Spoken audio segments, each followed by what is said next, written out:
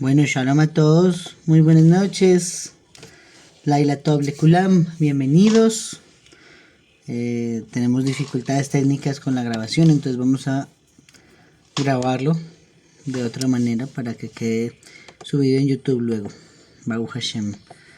Bueno, bienvenidos una noche más para el estudio de la Sagrada Torá, para el estudio del Tanaj. Hoy, como siempre, cada martes, dedicando una horita para poder profundizar en los textos del Tanaj. Y bendecimos a Hashem pidiéndole por la refuerza shelema de mi padre Jorge Gutiérrez Díaz, hijo de Lucía, que Akadosh Baruj Hu le prodigue refuerza nefesh u refuerza guf, junto con todos los miembros de Am Israel. Bueno, Baruch Hashem, vamos a iniciar hoy en el capítulo 6, Perek Bav, del libro de Melahim Bet, del libro de Segunda de Reyes. ¿Listo? Acabamos hace una semana diciendo que Gehazi, ¿cierto? El siervo de Elisha, fue afectado por la Zarat que se le quitó al general sirio llamado Naamán, toda vez que él se aprovechó de la benevolencia que podía obtener con la Sagrada Torá, y entonces pues quiso sacar tajada de lo que la Torá le podía brindar, perdiendo su parte en el mundo venidero. ¿Sí? Entonces Baruch Hashem, hoy iniciamos a continuación de ese pasaje, y dice así el Tanaj. Los hijos de los profetas empezaron a decir a Elisha: mira esto, el lugar donde estamos morando delante de ti es demasiado estrecho para nosotros. Permítenos ir por favor hasta el Jordán y tomar de allí cada uno una viga y hacernos allí un lugar donde morar. De modo que él dijo: vayan. Ok, entonces, ¿cuál es el contexto? Estaba muy pequeño el lugar donde se sentaban todos los discípulos de Elisha a estudiar la Torá. Entonces Elisha, le proponen a Elisha: vámonos todos y vamos a cortar cada uno al bosque un árbol, y de esa manera pues vamos a hacer un nuevo centro de estudios, una nueva casa para estudiar la Sagrada Torá. Entonces le pareció muy bien la medida a Elisha, y él dijo: vayan. Pero sigue diciendo el pasuk 3, y uno de ellos pasó a decir: decídete por favor y ven con tus siervos.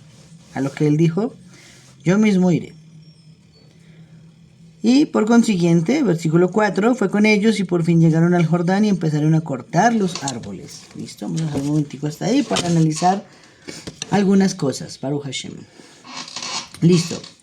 Lo primero es, dice Rashi, que siguiendo el orden cronológico, acá la Torah, bueno, el Tanaj, nos está enseñando referente a enumerar los milagros que hizo el profeta Elisha, que hizo Akadosh Baruj Hu a través del profeta Elisha. Entonces, sí tenemos que aprender algo que se deduce de todo lo que viene sucediendo. Acabamos de decir que fue tratado como un leproso, como un Metzorá, el siervo de Elisha llamado Gehazi. Entonces, del mismo modo, podemos concluir, ¿cierto?, que ese siervo rechazaba a los estudiantes que venían a Elisha. ¿Sí? ¿Cómo podríamos llegar a esa conclusión? Apenas es apartado de ser el servidor de Elisha, inmediatamente le dicen: este lugar se está quedando muy pequeño para que estudiemos la Torah. Entonces, claro, un Kalva Homer, una deducción, una inferencia es que si llegaron a necesitar construir una casa más grande, es porque empezaron a llegar más estudiantes como consecuencia de que Gehazi fue apartado del lado de Elisha. ¿Sí? Entonces Rashi dice precisamente: antes Gehazi rechazaba a los estudiantes que venían a acercarse a Elisha, o bien los estudiantes notaban repulsivo el comportamiento y el mal carácter de Gehazi y se mantuvieron lejos mientras estaba cerca de Elisha. Así pues, cuando fue desterrado vinieron muchos estudiantes y el lugar se volvió estrecho a causa de ellos. Entonces ahora Yeshiva llena porque no está una persona que hace que todo el mundo salga corriendo. Yo creo que nosotros acá en nuestro país vemos eso mucho en las comunidades, ¿sí? Yo personalmente me he abstenido de ir a algunas comunidades, de regresar. Por ese tipo de personas. No quiere decir que yo sea perfecto, o que sea más sabio, o que tenga mejores medios, no. Pero es mejor no crear un ambiente de fricción donde se estudia la Torah. Y si por algún motivo mi presencia yo noto que incómodo, pues yo prefiero no ir a algún lugar para que las personas que normalmente sí asisten estén cómodas. ¿Sí? Eso es lo que pasaba con los estudiantes de la Torah en la época de Elisha. Y decían, bueno, ahí está ese señor que es así, nos hace mala cara, nos mira mal, nos rechaza cuando nos queremos acercar. Entonces mejor no vayamos a estudiar en ninguna sinagoga. Estudiemos en otro lado, estudiemos en la casa. Sale mejor. Pero apenas fue sacado en medio de la comunidad este señor que es así, entonces ahora sí, hubo casa llena, casa llena. Dicho eso, yo he estudiado que cuando Mashiach Tzidkeinu llegue a este mundo, esa alma descienda a este mundo, habrá que hacer una limpia, ¿no? Por eso se dice que él va a desarrollar el olfato y va a oler a las personas, y según lo que huelan las personas, va a clasificarlos, digámoslo de esa forma, ¿cierto? Entonces, tendrá que hacerse, y no quiere decir que porque una persona se la pasa en una casa de estudios, sea por eso una persona justa, ¿sí? Nada tiene que ver. La Torah no se vive en la sinagoga encerrado en un libro. La Torah se vive todos los días afuera, en cada situación de la vida, ¿sí? Que salimos a comer, listo. Allá tenemos alajos que cumplir. No podemos comer algo que no sea kosher. Hay que bendecir los alimentos. Que salimos a viajar, hay que hacer la tefiladeres. Que salimos a hacer un negocio, hay que hacer negocios con honestidad. Hay que separar una parte para Hashem, ¿cierto? Hay que pagar al trabajador antes de que llegue la mañana. O sea, en la Torah se vive así, se vive, se vive, se vive. No se queda en el libro, porque el libro se lo sabe todo el mundo. Muchachos, todo el mundo se sabe la Torah. Yo hablo con mi abuelo que nunca ha abierto un Sefer Torah y él se sabe la Biblia de memoria. Se la sabe. Pero una cosa es sabérsela y otra cosa es que la aplique en todos sus días. Entonces aquí lo más importante siempre va a ser hacer las misbot, hacerlas. No solamente estudiarlas, porque el estudiarlas traerá un mérito mucho más inferior a que el que se esfuerza en realizarlas. ¿Listo? Ok, sobre esto de Gehazi nos dice la Gemara en el Talmud Yerushalmi, ¿cierto? Gehazi era grande en la Torah. Claro, ahí está lo que les estoy diciendo. Era sabio, claro que sí, era muy sabio, se la pasaba estudiando Torah. Y la escuchaba toda la Torah de la boca del profeta Elisha. Tremendo, tenía que tener un alto nivel de conocimiento este hombre, que es así. Sin embargo, ¿qué nos dice acá? Tenía 3 cosas que le pesaban. Listo, vamos a ver cuáles 3 cosas negativas se deducen del Tanaj de Gehazi. La número 1 es que era rencoroso. ¿Listo? La número 2 es que era disoluto en asuntos sexuales. Y la número 3 es que negaba la resurrección de los muertos. ¿Sí? Entonces, ¿de dónde se deducen esas cosas, no? Era rencoroso. Tenemos que remitirnos, recordemos a un episodio que son 2 en 1, ¿no?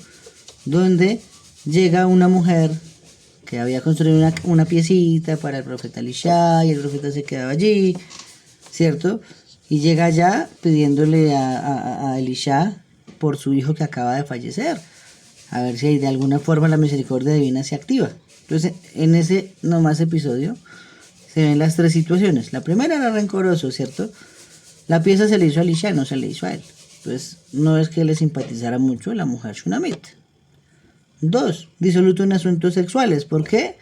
Acordémonos que, según las palabras que están escritas en el Tanaj, el Talmud nos enseñó que se puede leer la palabra que la rechazó como que la empujó de sus partes, de sus senos a la mujer, de sus senos.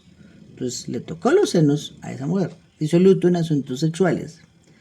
Y la número 3, negaba la resurrección de los muertos, porque inmediatamente les enviaron una misión, ¿cierto? Con el callado de Elisha, para que el niño resucite cuando le pongan el callado encima. Pero él le contó a todo el mundo lo que iba a hacer. Él dijo así, ¿para dónde vas? Y así decía, es que a resucitar un muerto con este palo. Pues claro, Nadie creyó que eso iba a pasar y el estarlo vociferando por todo lado, pues más aún demostraba que no creía en la resurrección de los muertos. Entonces, esos tres faltas de carácter encontraron los Jajamim analizando estos textos del Tanaj sobre Gehazi, ¿sí? Ok, y sigue diciendo la Gemara, Masejet Sanedrin Yerushalmi. Cuando Elisha se sentaba y formulaba las enseñanzas de la Torah, Gehazi se sentaba fuera de la puerta para que los estudiantes lo vieran y dijeran, sigue Gehazi, que es el siervo, que es el que lo asiste, el que está todo el tiempo con él. No tiene un lugar adentro de la sinagoga, pues nosotros tampoco cabemos, vámonos.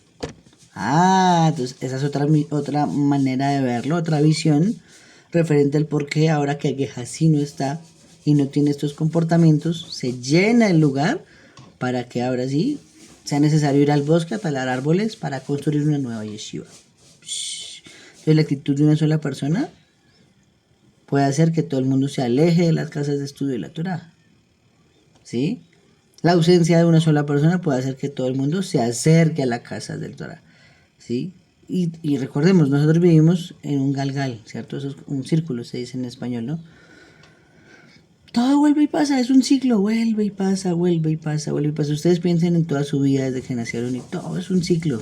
Siempre se repite lo mismo, misma situación, bueno, con otras personas puede ser, pero en contextos totalmente diferentes, pero es la misma situación.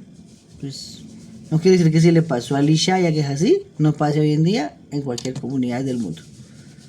Pues Hashem, que esas personas cambien y no hagan que la gente se aleje de la Torah, sino que quieran estar más cerca de la Torah. Hashem. Muy bien. Ahora la Gemara en Sanedrín, ahora sí el Talmud Babli, página 107b, nos dice que Gehazi empujaba a los sabios para que no vinieran a aprender de Elisha, pues hasta ahora no eran numerosos y el lugar no era estrecho, pero apenas Gehazi se va, se nota la estrechez. Listo, ya está ampliando un poquito lo que ya dijimos y sigue diciendo la Gemara. Talmud Rabbanan, enseñaron los Jajamim.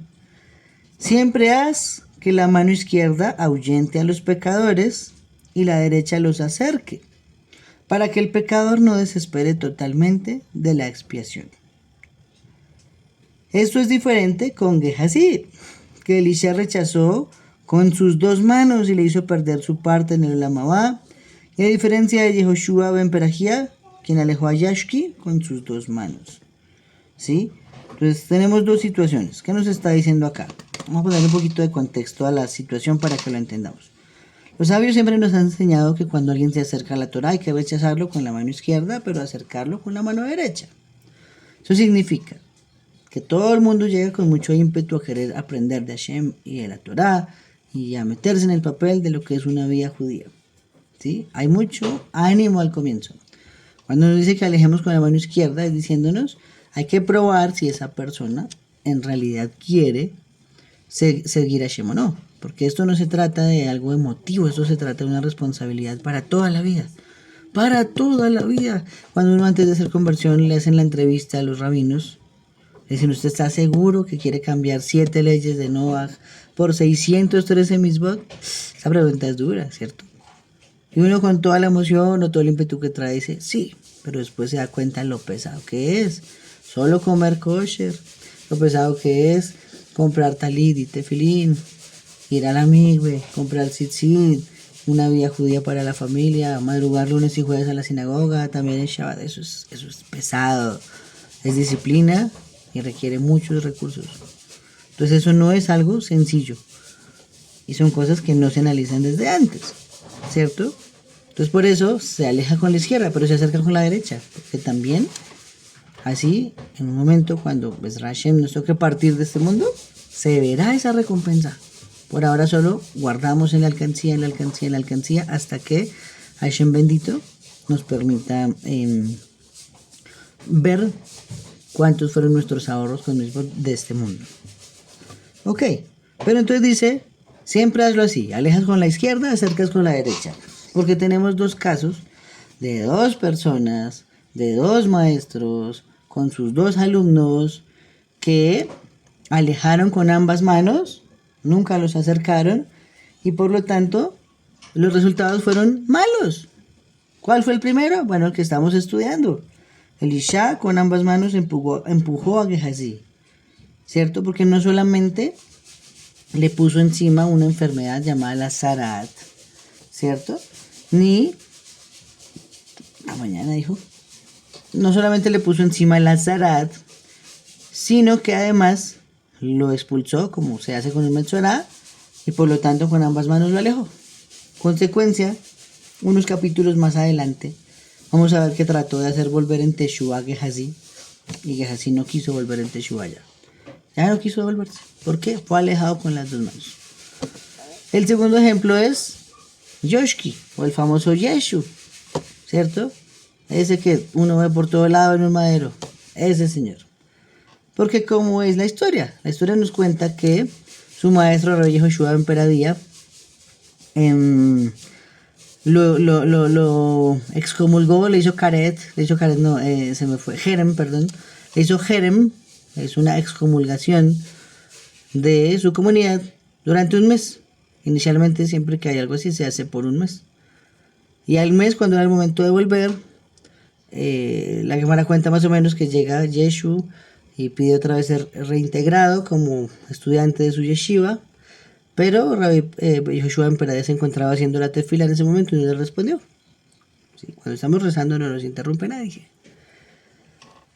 Sin embargo, Rabbi Yehoshua ben Peradía no le respondió, siguió rezando, y mientras acabó de rezar, cuenta la Gemara que Yeshu tomó un pedazo de piedra y lo volvió un ídolo y se arrodilló delante de la piedra y empezó a orarle. Y ahí se empezó a formar pues un mal nombre a él y se le cerraron totalmente las puertas. ¿Eso en qué desencadenó? En que el mundo terminó siendo cristiano, en que el mundo terminó asesinando a miles de millones de personas de todas las razas, credos y religiones por nombre de ese señor. ¿Sí? Entonces por eso no es bueno rechazar con las dos manos. Otro ejemplo serían los Abot, ¿cierto? Los Abot rechazaron a una mujer, la verdad se me escapa el nombre en este momento, que era la mamá de Amalek, una de las esposas de Esav. Y como no la aceptó Abraham, no la aceptó Isaac, no la aceptó Jacob, pues ella se le hizo, vamos a ir a lo más cercano que se pueda. Lo más cercano era Esav. Y con Esav, entonces ella engendró un hijo, o varios pues, pero uno de ellos fue el famosísimo Amalek, que ya sabemos todo lo que causó Amalek y lo que causa todavía hoy en día. También otra que fue alejada con las dos manos. Entonces es una invitación para nosotros que no seamos tan severos con quienes vienen acercándose a Hashem. Vamos a escuchar a Camila. Sigue Camila, por favor.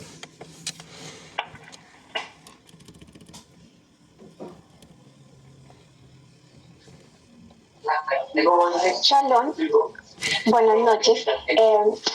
Yo tenía una pregunta acerca de eso, porque yo me había leído la historia. Y tenía una pregunta. Sí, yo me había escuchado la historia, pero no la explicación de lo que se aleja. Poco me acuerdo del nombre en este momento. Pero intentó acercarse. No sé, ella como que se sentía que ella era como querer ser la elegida, no sé. Ella se acercó varias veces intentando y al último pues se volvió la esposa de Saad. Pero yo quería saber el por qué ella fue rechazada. ¿Qué causó en la vida, en el ticún de ella o en la vida que lleva actualmente que fue rechazada? Bueno, algo que tenía en las generaciones anteriores es que tenían un poco de la nebuá, un poco de la profecía. Eso les permitía ver hacia el futuro cosas y por eso decían cosas muy misteriosas hacia el futuro que pasaban a la postre. En especial nuestros patriarcas, ¿cierto? Nuestros abot, precisamente cuando Hashem le dice a Abraham Avinu, mira las estrellas del cielo, así será tu descendencia. Ahí cuentan los Sajamim, no sé si es en el Zohar, que él pudo ver todas las generaciones que saldrían de él, de ahí en adelante. Todo su pueblo Israel, todo su pueblo también musulmán, y se dio cuenta pues que tanto de un bando como del otro habrían cosas muy buenas y también cosas muy malas, pero veía en perspectiva a Joseph, a Moshe, a Aarón, a David, a Shlomo, ¿cierto? A nosotros que estamos acá hoy en día. La respuesta que yo encontré referente al por qué fue rechazada por los tres, esa mujer, porque fueron los tres Abot, no fue solo uno, es que precisamente el poder ver en el futuro, sabrían que de esa mujer iba a salir alguien muy malvado. Demasiado malvado, que hizo lo que hizo cuando salimos de Mizraim. De hecho, creo que en esta parasha de la semana está precisamente Beshalach, lo que hizo Amalek una vez se cruzó el Yam Suf. Y decidieron rechazarla porque no querían que estuviera cerca de nosotros. Iban a ser alguien malvado, pero que ojalá naciera lejos. Lo que pasa es que así se le coló, digámoslo de esa forma, a los demás, porque nadie esperaba que se enamorara de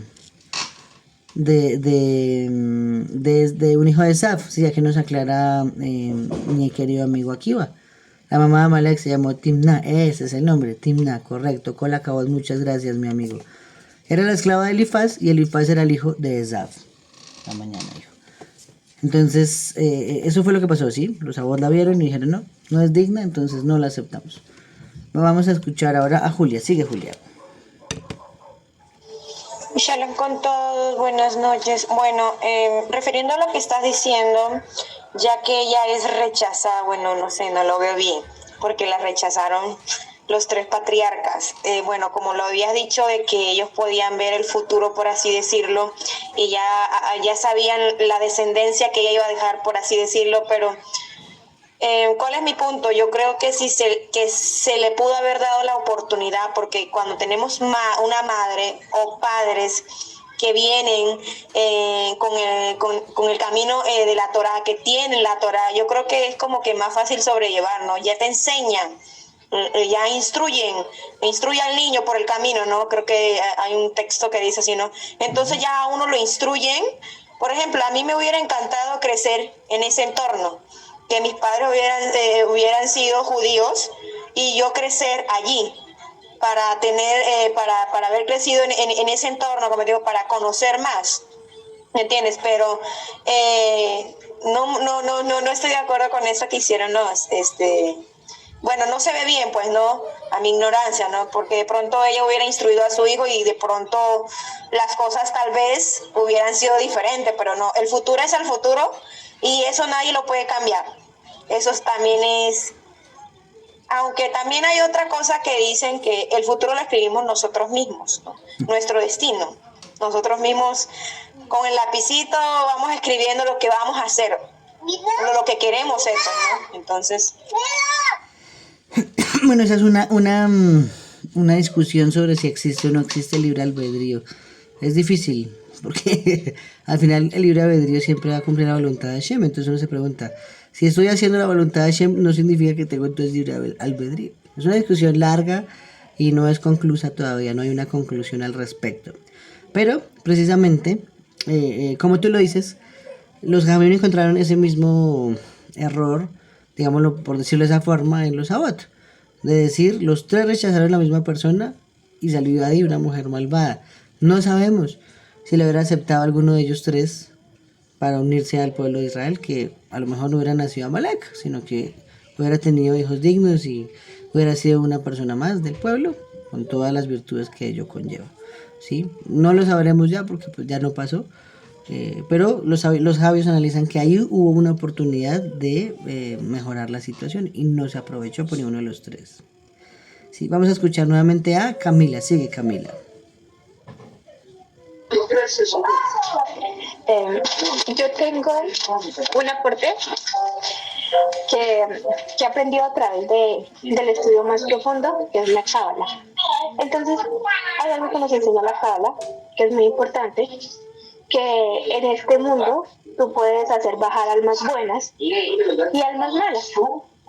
Y eso depende de los padres, del comportamiento de los padres también. O sea, usted en el momento de sumar su relación, para poder bajar un alma buena se requieren unos requisitos y también se requiere una pureza espiritual que de pronto yo siento que ella no tenía. O sea, por algo tres patriarcas sabios con una espiritualidad superior a la que ella tenía la rechazaron, pienso yo. Y también hay otra cosa que creo que nos podía aclarar mucho, es la duda de por qué la rechazaron. Siento yo que el mal y el bien se tiene que nivelar, ¿no? En su momento Amalek fue un hombre muy malo, como lo cuenta la Torá, pero en ese momento también tuvo que haber existido un hombre muy bueno que nivelara ese equilibrio del bien y el mal. Cuando nos estudiamos la parte profunda de la Torah, entendemos que siempre hubo una contraparte, la contraparte de Moshe, la contraparte de Abraham, la contraparte de Jacob, que fue Labán. O sea, siempre hubo una contraparte que tuviera nivelado eso, porque pues sabemos que aún no es el mundo venidero, sabemos que tiene que existir el mal, porque así Hashem lo creó, para que nosotros podamos tener méritos, porque sin el mal no tendríamos méritos. Y creo que los méritos en esta tierra se cultivan para que en el mundo venidero podamos tener, como dice nuestro, tú que nos enseñas cada día, nuestro maestro Israel, que hay que esa alcancía irla llenando con méritos. Entonces siento que el mal es una creación también perfecta, no la voy a llamar negativa porque todo lo creó Hashem. También. Es algo que él creó para que nosotros niveláramos, se pudiera nivelar a sí mismo, porque si todo es bueno, ¿qué venimos a trabajar en esta tierra?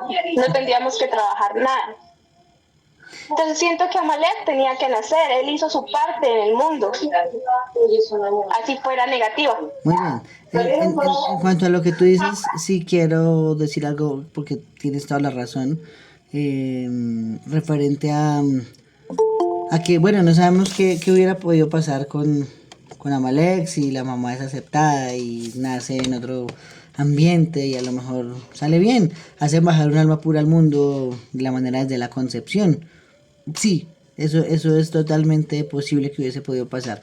Pero no hubiera existido efectivamente esa contraparte de nosotros. ¿Y por qué? Nosotros sabemos que Amalek hoy no existe como una nación. Hoy no existe ninguna nación Amalek, no se llama así por ningún lado.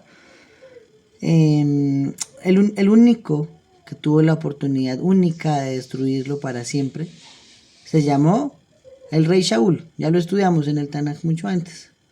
Pero él tuvo, ahí sí como se dice, fue más misericordioso que Hashem dijo no le tengan compasión ni a los niños, ni a los animales, ni a las mujeres, ni a nadie, ni a los ancianos, nada. Shaul fue más misericordioso y dejó vivo muchos animales, dejó vivo al rey de Amalek. Entonces, ¿qué pasó? Que sobrevivió por allí un vástago llamado Amán, y después sabemos la historia de Purim. ¿Sí? Entonces, bueno, en ese momento se podía, ¿cómo decirlo?, cuantificar que era Amalek como una nación externa a nosotros que nos atacaba todo el tiempo. Una guerra de Hashem contra Amalek, dice la Torah. Pero, hubo mezcolanzas de todos los pueblos del mundo, no solamente el pueblo judío. Nosotros también llevamos, pero todos los pueblos se mezclaron. ¿Y qué pasó? Que hoy en día pues no tenemos un rastro de dónde existe ese Amalek. Sin embargo, los Ajamim en el Talmud encontraron que la palabra Amalek se escribe igual que la palabra Safek, ¿cierto? Tienen el mismo valor numérico, la misma gematría. Amalek, Safek. Entonces Amalek, ya sabemos qué es, pero Safek es duda, ¿cierto? Siempre que hay una duda sobre hacer algo, ese es Amalek. Y precisamente como tú lo dijiste, no lo puso Hashem ahí para vencerlo, para equilibrarlo, para hacerle un contrapeso. Porque él me hace dudar de si me levanto temprano a hacer shaharit. Él me hace dudar de si doy una moneda de caridad. Él me hace dudar de si estudio media hoja de la Torah, de la Mishnah, de la Gemara, del Midrash. Él me hace dudar si me conecto un martes a las 8 de la noche a estudiar una hora al Tanaj. Entonces cuando cogemos y a esas dudas las agarramos y decimos, nada, no me van a ganar, y me siento y estudio esa hoja del Talmud, le ganamos a Amalek, derrotamos a Amalek, para que después, tomando en cuenta la disciplina de la que hablamos hace una semana, cuando no tengamos el talento, tenemos la disciplina, entonces al final exterminamos a Amalek, porque todos los días vamos a querer a la misma hora estudiar en la mañana y en la noche. Pero eso requiere mucha disciplina para borrar a Amalek. Muy buen comentario, excelente, Kola Kabot. Vamos a escuchar nuevamente a Julia. Sigue Julia, por favor. No sé si estoy confundida o lo leí, pero aparte de ella, que la rechazaron los tres patriarcas, ¿hubo alguien más que también fue rechazado? Que creo que lo rechazaron también los tres patriarcas, o me estoy confundiendo. Pues la verdad que no había escuchado algo así. Yo sé que de pronto hubo reyes que quisieron hacer alianzas, ¿cierto? Alianzas comerciales, alianzas políticas, el faraón, Abimelech, después Hamor y Shechem, ¿cierto? Pero pues al final el único que pudo así como tratar de emparentar fue Shechem y fue asesinado, y su hija sí se casó con Joseph al final, que fue Osnat, ¿cierto? Pero Creo que entonces me confundí, o creo que la habías mencionado ella en un estudio anterior, porque creo que ay, es que no me acuerdo, pero sí creo que se presentó ante los tres patriarcas, creo que queriendo hacer conversión, y las 3 veces la rechazaron. Algo es así. ella, es Timna, es la misma mamá de Amalek de la que estamos hablando. Sí, Ella misma, ¿cierto? sí, es ella, Ya, es ella. gracias.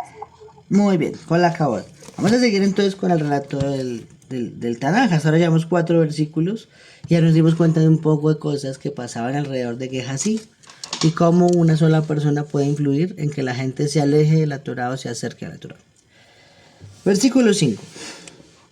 Aconteció que uno estaba talando su viga y la cabeza misma del hacha cayó en el agua. Y él se puso a clamar y decir: ay, amo mío, era prestada, ¿cierto? Entonces, tenemos la situación. Era al lado del río Jordán, no era un lago, para que pues no pensemos que si cayó el hierro, más o menos sabemos dónde pudo haber caído y lo sacamos y nos metemos y lo buscamos, ¿no?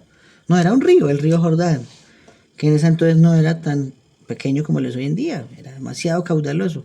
Tanto así que estudiamos en la Torá que David tuvo que pasar en un ferry, ¿cierto? Estudiamos en el Tanaj un poquito atrás, él tenía que cruzar el río Jordán y lo cruzaba en ferry, ¿cierto? No era una cosa, no era un río, un riachuelo como los que vamos a un pueblito y ahí está haciendo la gente un sancocho de olla, no, eso era un río grandote. Ok, entonces se cae el hacha al río, y claro, lo primero que él dice: no, eso era prestada, ¿qué problema? La situación es que no había mucha economía en el momento.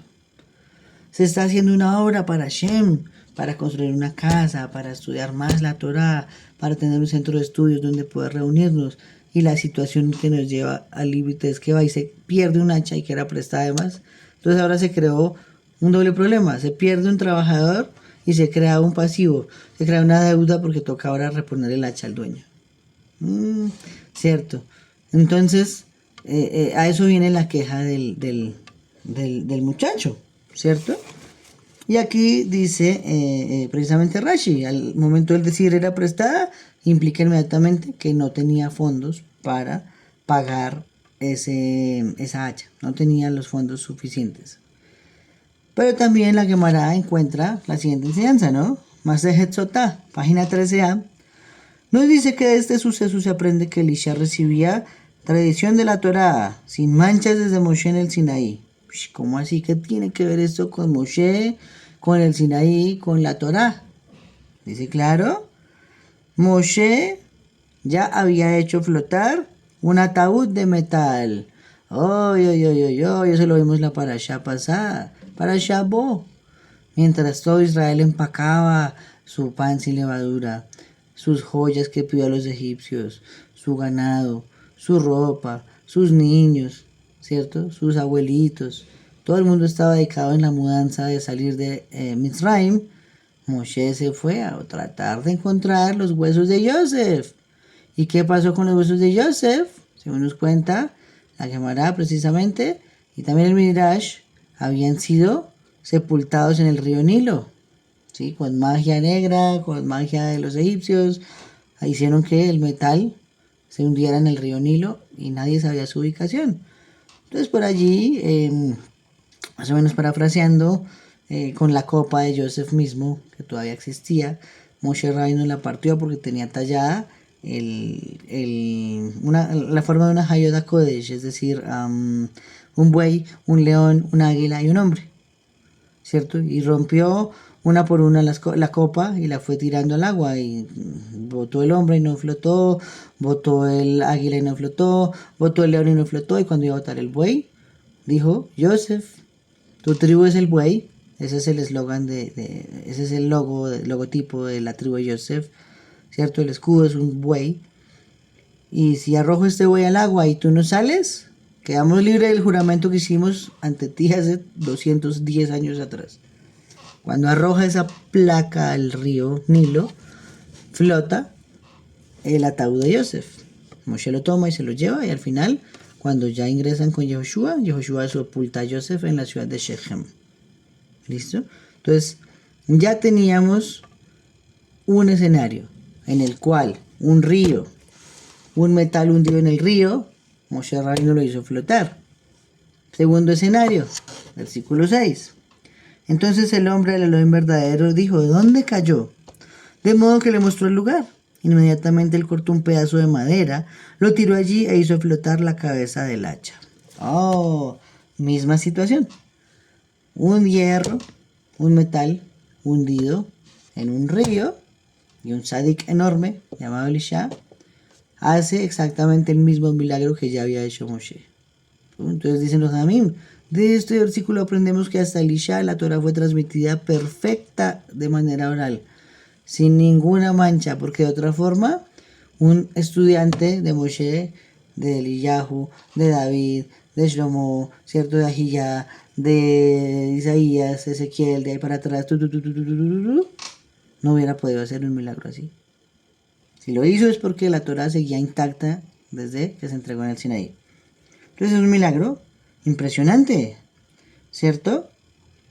Sigue diciendo, Elisha aprendió de Eliyahu, Eliyahu había aprendido de Moshe Rabbeinu, por lo tanto podía hacer milagros de ese tipo.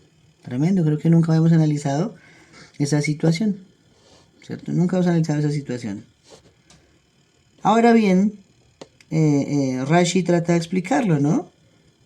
Dice que aquí pasó algo mágico, dice él, pues no lo dice así como mágico, sino algo muy misterioso, ¿sí? Porque seamos honestos, ¿cómo hacemos flotar un hierro?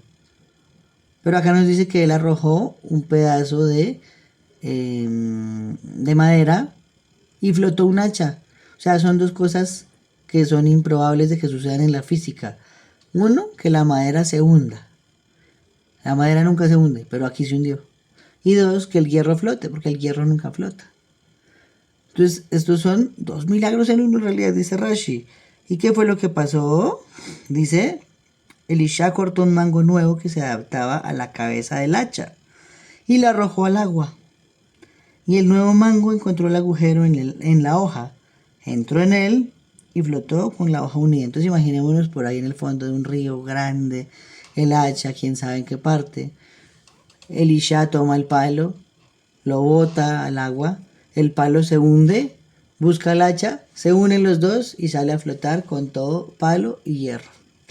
Oh, ahora sí tiene un poquito más de lógica lo que sucedió, pero también que tenemos otro milagro que no habíamos percibido nunca, y es que la madera se hundió, el hierro flotó. Tremendo, tremendo. Ok.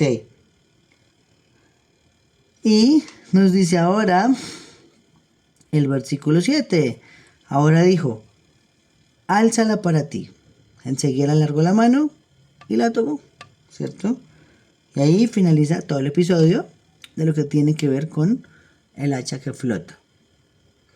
Ahora nos viene a hacer la Torah, perdón, el Tanaj, pues, un cambio de tema, digámoslo de esa forma, en la cual viene una guerra contra los sirios. Y esto vamos a abordar este tema desde ahora en adelante. Versículo 8. Dice así el Tanaj. El rey de Siria, por su parte, llegó a estar envuelto en guerra contra Israel. Por lo tanto, entró en consejo con sus siervos y dijo, en tal y tal lugar ustedes acamparán conmigo. Entonces el hombre del Elohim verdadero envió a decir al rey de Israel, guárdate de pasar por ese lugar porque es allí donde están bajando los sirios. De manera que el rey de Israel envió al lugar que le había dicho el hombre de Hashem, y él le advirtió, y él se mantuvo alejado de allí, no una vez ni dos, varias veces. O sea, ¿qué significa eso? Ellos daban en secreto las coordenadas, los sirios, ¿cierto? De donde se iban a reunir para atacar a Israel. Y todo lo sabía Elisha. Tremendo, ¿no? Ese sí era un buen informante. En consecuencia, el corazón del rey de Siria se enfureció por este asunto, de manera que llamó a sus siervos y les dijo, ¿No me declararán quién de los que nos pertenecen está a favor del rey de Israel? Dijo, esto es muy raro, yo siempre trato de hacerles una emboscada y nunca toman la ruta donde los esperamos. Entonces, si eso está pasando es porque hay un soplón acá dentro de nosotros. Yo también había pensado lo mismo exactamente. Entonces uno de sus servidores le dijo, ninguno, mi señor el rey, sino que Elisha, el profeta que está en Israel, informa al rey de Israel las cosas que hablas en tu alcoba interior. Psh, las cosas que hablas en tu alcoba interior las sabía el profeta Hashem. Por lo tanto, él dijo, vayan y vean dónde está para que yo envíe y lo tome. Más tarde se hizo el informe diciendo, allí está, en Dotán. Ok, vamos a ver, analizar aquí algunas cosas. ¿Listo? No, perdón, un versículo más, el 14. Inmediatamente le envió allá caballos y carros de guerra y una pesada fuerza militar y procedieron a venir de noche y a rodear la ciudad. Ok. Entonces lo primero, Rashi dice, ¿no? La idea era hacer una emboscada a Israel. Entonces los sirios planeaban en secreto, ¿sí? La idea era que sus bandas pasaran a saquear la tierra precisamente por el lugar donde pasara el ejército de Israel. Pero el itinerario cambiaba a última hora y el ejército de Israel se iba por otra ruta. Entonces, muy bien. ¿Ok?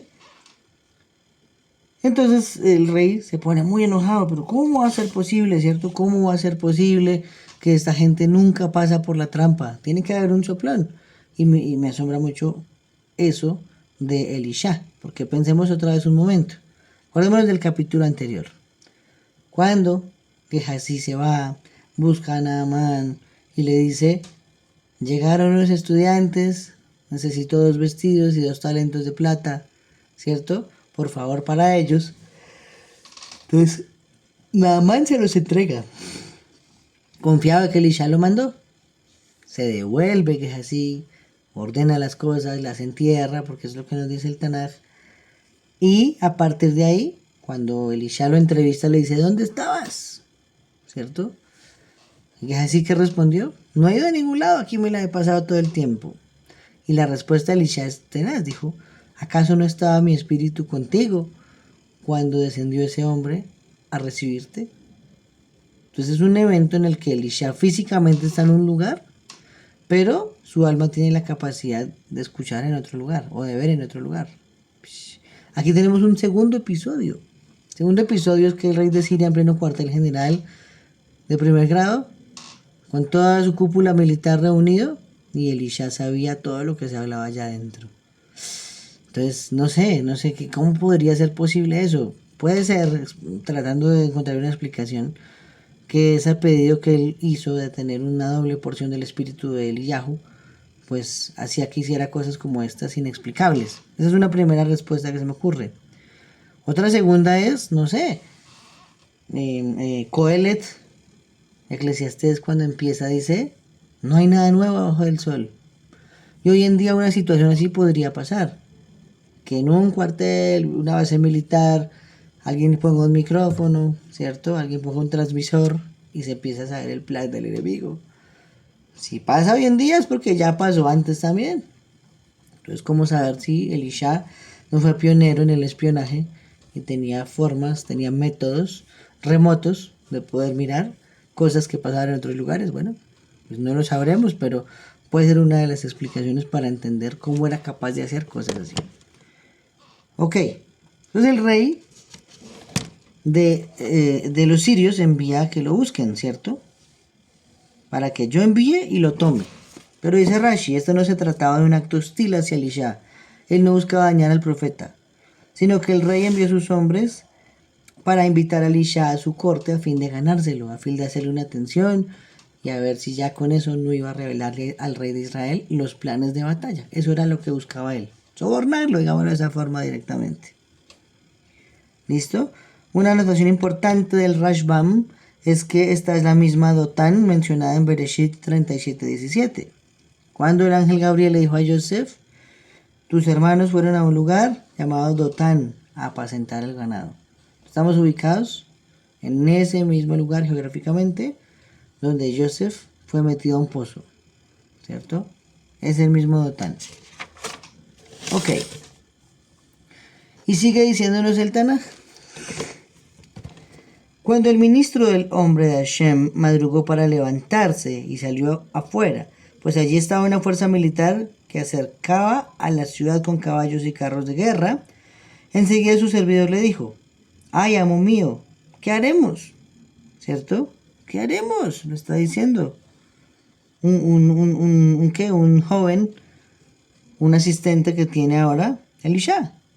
Pero él dijo, ¿qué dijo Elisha? No tengas miedo, porque hay más que están con nosotros que los que están con ellos. Y Elisha se puso a orar y decir: oh Hashem, ábrele los ojos por favor para que vea. Inmediatamente Hashem abrió los ojos al servidor de manera que él vio, y mira, la región montañosa estaba llena de caballos y carros de guerra de fuego, todo en derredor de Elisha. Ah, bueno, entonces, ¿qué significa eso, no? Acá nos dice Ibn Ezra que Akadosh Baruj Hu aumenta la vista del joven de Elisha, de manera similar que pasó con Bilam, ¿sí? ¿Cómo así? ¿Qué pasó con Bilam Rasha? Hashem nos dice Ibn Ezra que le aumentó la visión para hacer sus ojos más sensibles que los de otras personas. Y eso nos enseñaría porque Bilam no fue un profeta, sino un hechicero. ¿Sí? ¿Por qué? Eso es algo muy parecido. Yo le explicaba a mi sobrino en estos días que estuvo aquí en mi casa, que si han escuchado sobre el tarot. Seguro que sí. Esa lectura de cartas supuestamente para saber el futuro y la suerte de cada persona. Si se lee tarot al revés, dice Torat. Porque hay dos maneras de hacerlo. Una forma es forjarme mi destino y mi futuro a través de obedecer la Torá. Otra es ir a consultar las estrellas, los magos, los astrólogos y preguntarle a ellos qué va a ser de mi vida. ¿Sí? Pero los caminos están muy cercanos. Torat o Tarot. Entonces es una manera de verlo. Así funcionaba Bilam. Moshe lo hacía todo a través de la Torá. Y el contrapeso de Moshe era Bilam. Y Bilam lo hacía todo a través de magias, artilegios y cosas así, hechicería.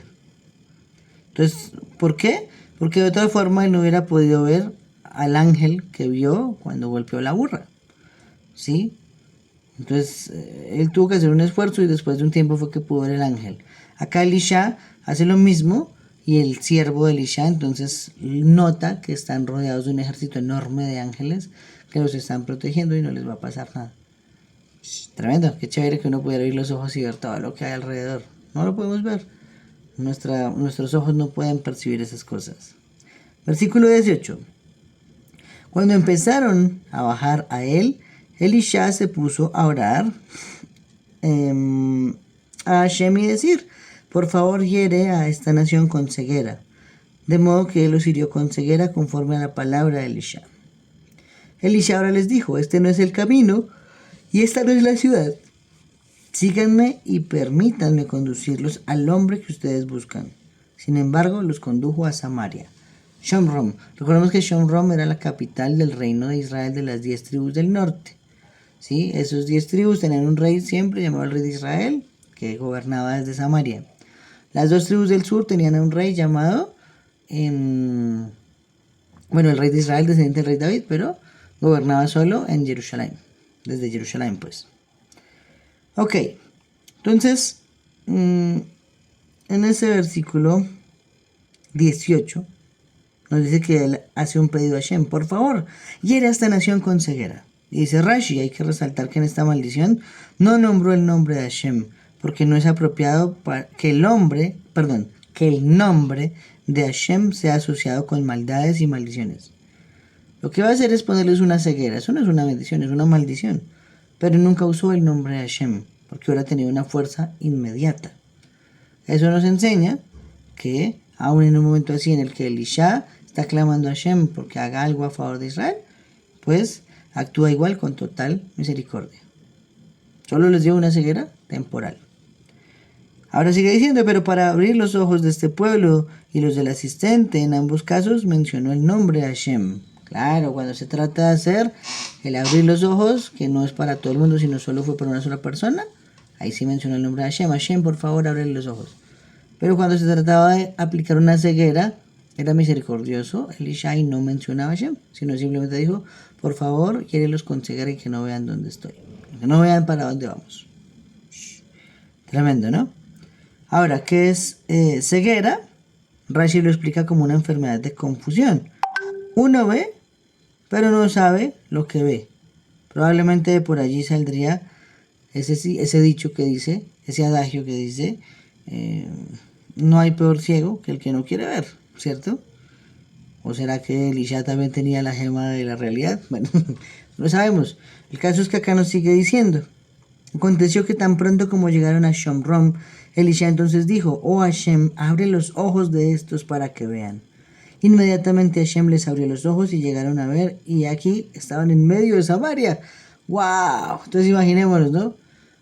Vamos buscando simplemente al profeta Hashem, ¿cierto? Aparece el profeta Hashem y no nos damos cuenta que es el profeta Hashem. Él se ofrece a llevarnos voluntariamente a donde está el profeta y pide que los hiera con ceguera, es decir, que quedaron bloqueados de poder ver ciudades, gente, campo, hasta que Elisha otra vez pide que les devuelva la vista y se dan cuenta que están en medio de una ciudad. Uf, tremendo. ¿Ustedes se imaginan esa situación? Tremendo, tremendo, tremendo. Ok, entonces aquí no hay ninguna mentira, ¿cierto? ¿Por qué? Porque Elisha dijo, síganme y permítanme conducirlos al hombre de Hashem que ustedes buscan. No les dijo ninguna mentira porque Elisha ya había dejado la ciudad, entonces él les dijo, vamos a donde está el hombre de Hashem, y los llevó a la ciudad donde vivía. ¿Mm? Entonces esto nos hace acordar un poquito. Sí, o sea, lo dije de esa manera jocosamente, pero es verdad. En la película cuando usan las gemas del infinito en Los Vengadores, hay una gema que se llama la realidad y eso altera todo lo que la persona ve. Todo, todo, todo, todo, todo, todo, todo. ¿Sí?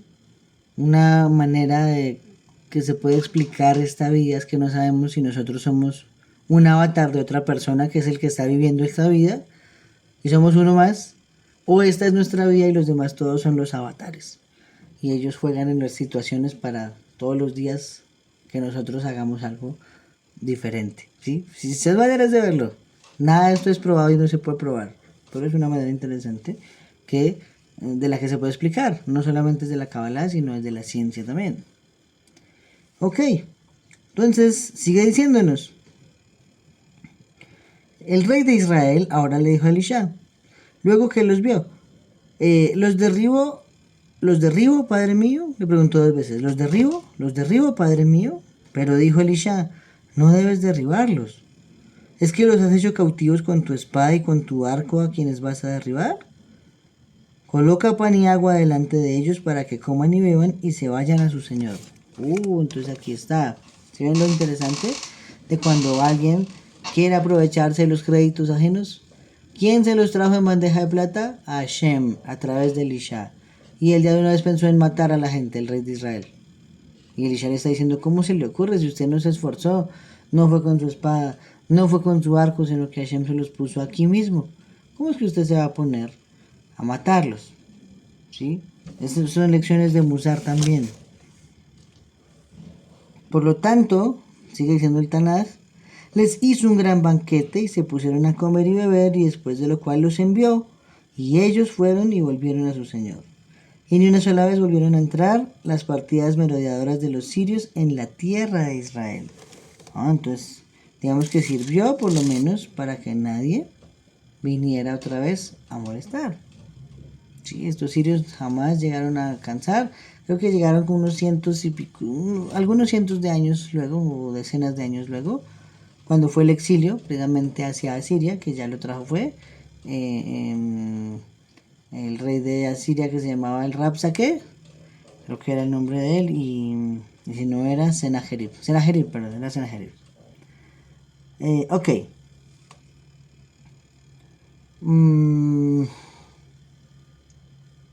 Dice en la Tosefta, mientras Elisha vivió, las bandas de asaltantes de los sirios no cruzaron la frontera de Israel, como les dice este pasuk. Pero una vez Elisha murió y lo enterraron, las bandas de asaltantes moabitas y arameos invadieron Israel de una vez. Eso lo vamos a probar en el capítulo 24 de este libro.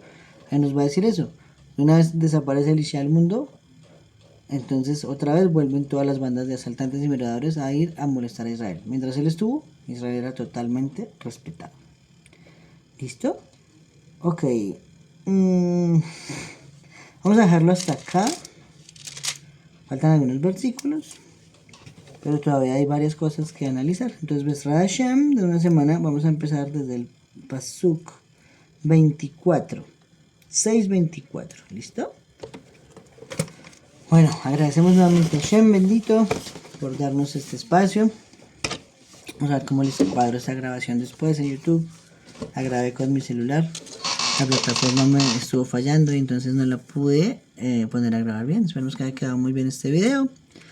Y nada, recordamos este estudio de la Torá se hace con todo el amor, con toda la Kavaná, para que Hashem bendito traiga refugio Shelemar, refugio de Nefesh, refugio de Guf, a todos los enfermos de Israel y en especial a mi padre Jorge Gutiérrez Díaz, hijo de Lucía, que Hashem bendito ponga su mano sobre él para que reciba prontamente una sanidad completa y perfecta. Listo a todos, una feliz noche amigos, nos vemos en una semana. Shalom Aleichem.